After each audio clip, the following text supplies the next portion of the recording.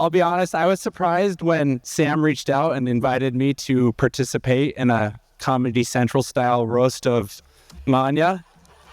After listening to the other talks, though, I'm going to pivot and just share some things about myself. What part? I want to share a secret with you all, but if we could just keep it between us here in this room. I love baseball. I love baseball. It was once America's favorite sport and even called our national pastime. And it remains a premier venue for people who love to yell at clouds or tell others to get off their lawns. Baseball has a long and problematic history and many written rules that are difficult to understand. I'll share just two of my favorites with you all now. The first I call the "you don't have to go home, but you can't stay here" rule. When a manager, coach, or player are ejected, they are expressly permitted to take a seat in the stands as long as they change into street clothes and are well removed from the vicinity of the team's bench or bullpen. My second favorite rule is that pitchers are allowed to switch their throwing arm in the middle of an at-bat, but only if they have injured the other one. If one does, they do not get an opportunity to warm up with the other arm. I call this rule the "me telling my kids sure when they ask to do something impossible" rule. Like, "Dad, can I take my bike to space?" Sure. I'm a solid parent. As arbitrary as the written rules might seem, the unwritten rules of baseball are unquestionably eccentric. There are unwritten rules that dictate where you can and cannot walk, how you can and cannot celebrate, and even how hard you are allowed to try, depending on the circumstances of the game. My favorite unwritten rule is that you are not allowed to show up the pitcher. Which is strange because I'm not sure if you know this, but the express purpose of the batter is to show up the pitcher. This rule basically means don't celebrate too vigorously because you will hurt my feelings, and I'm already sad that you did something great. One unwritten rule you might all be aware of is that there is no crying in baseball. All right. The consequence of breaking an unwritten rule is usually being plunked in the back with a 90-plus mile-an-hour fastball. After the batter has been hit comes baseball's version of the lambada, the forbidden dance of benches full of men clearing to create a scrum on the field in which pitches are rarely thrown, but I assume feelings are discussed in an open and constructive manner. So here's the problem, though. Much like baseball, we are all surrounded by unwritten rules. Some of these may seem benign, like walking on the right side of the sidewalk or not wearing white to a wedding. However, historically, unwritten rules become far less funny when you think of power dynamics and things like children should be seen but not heard, or unspoken cultural agreements about who does and does not fit in a particular situation or environment. And while I do not claim that all unwritten rules are insidious, unwritten rules as a societal framework are problematic. Rules, written or unwritten, are the goon or the enforcer of the status quo. They make sure that, as Ijeoma Olowu would say, our systems continue to work as designed. I don't deny that unwritten rules can feel monumentally important and meaningful.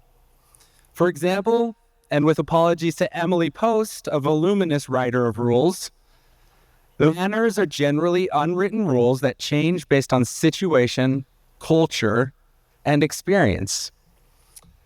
I still remember how transgressive it felt as a child when Roald Dahl's big friendly giant claimed that burping was actually filthsome, but whiz popping was pleasant and delightful. Now, because of our etiquette, I won't explain what whiz popping happens to be, but if you know, you know. At work, if you do not know why you do the things you do or why you do them the way that you do, you might be new, or there are probably unwritten rules at play. I've been managing libraries for over 15 years, and I've seen unwritten rules at each organization. I've had conversations with colleagues at other libraries about unwritten rules that have ranged from humorous to toxic or even abusive. Rules that have implored people to not eat stinky food at work or wear your hair in a particular way or even respond to emails too quickly. This is where you hear comments like, "You are making us all look bad," or "We don't do that here." So what should we do with unwritten rules here at Colorado College? Abolish them? Probably. Make important things explicit and legible? Absolutely. But I also think we should read them through the lens of curiosity. Unwritten rules are information. They are stories we secretly tell ourselves. They are about our feelings, not necessarily our reality. They tell us what we implicitly value, what we fear, and what makes us feel uncomfortable. Exploring unwritten rules when they are discovered, much like America was discovered by Columbus, is an opportunity to learn. Big wink there. I hope you've heard it. Because remember, some people always knew there were unwritten rules, just like there were already people living in undiscovered lands. So where do we begin? Start by banishing the toxic unwritten rules first. It is difficult to be curious if you are not professionally safe. If you look and move through the world like me, you are almost always allowed to be curious, but that is not true for everyone. And this leads to what I love about Colorado College. When I was interviewing for my position, I was repeatedly asked why I wanted to come to Colorado College in particular. I told people it wasn't because CC was already an anti-racist institution, but because I thought we were much more likely to succeed at getting there or getting near there than anywhere else I could work. I believe the same about unwritten rules today. It is not that we don't have unwritten rules, but we are a community that can explore and read unwritten rules together. We can be critical and curious. We can eliminate toxic practices, but also stop and laugh at humorous traditions.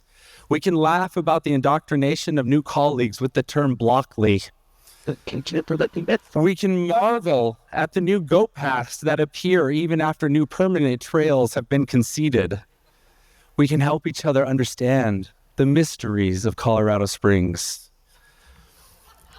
And importantly, we can confront the parts of our history that most institutions would rather ignore. All right, let's come back to baseball to wrap this up so I can feel more comfortable. On August 4th, 1993, the second greatest moment in baseball history occurred because of unwritten rules. 26-year-old Robin Ventura believed that 46-year-old Nolan Ryan, one of the hardest throwing pitchers in history, had intentionally hit him with the baseball.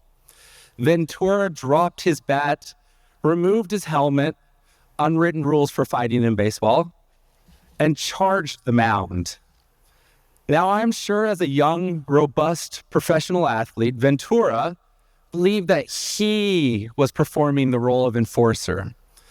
Unfortunately for him, though, Ryan stepped aside, put Ventura in a headlock, and proceeded to create a highlight that was shown on every newscast that evening and continues to appear on social media to this day. Ryan famously loves to autograph the image of him clutching Ventura in his arm with his fist at the ready. And if you're interested, you can buy one on Amazon.com today. I think it's the best $299 you could ever spend. While I'm not endorsing violence, I am promoting vigilance when it comes to unwritten rules. Robin Ventura thought he was the goon. But the thing about unwritten rules is that they can change without warning. You might charge the mound as the enforcer and easily become the enforced upon. So if you cannot abandon unwritten rules out of the goodness of your hearts, at least do it for yourself. Because as a baseball fan, I can assure you, no one wants to be the Robin Ventura. I truly want to congratulate you, Manya. I also want to try and make something explicit here today. There are many unwritten rules about how we treat the president of a place like Colorado College. And I think we will all be better off if we choose to explicitly start from a place of trust. Colorado College is in good hands because it is in all of our hands, but especially, you can clap, I'm into it, because it's in all of our hands, but especially because we have a president who leads with curiosity. Thank you.